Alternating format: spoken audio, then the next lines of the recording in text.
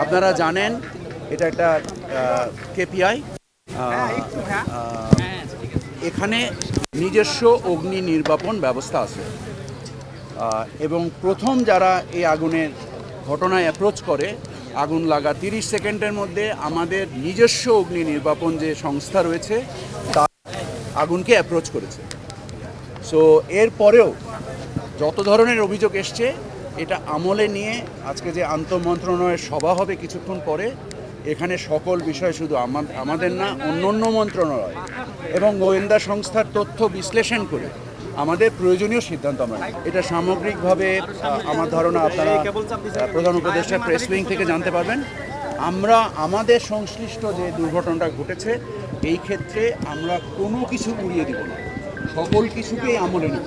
সকল জিনিসই অনুসন্ধানে বেরিয়ে আসবে, অনুসন্ধান করা হবে।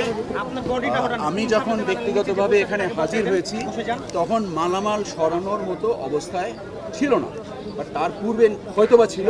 সেটা কেন করা হয়নি বা যদি করা হয়ে থাকে এটা কি করা হয়েছে?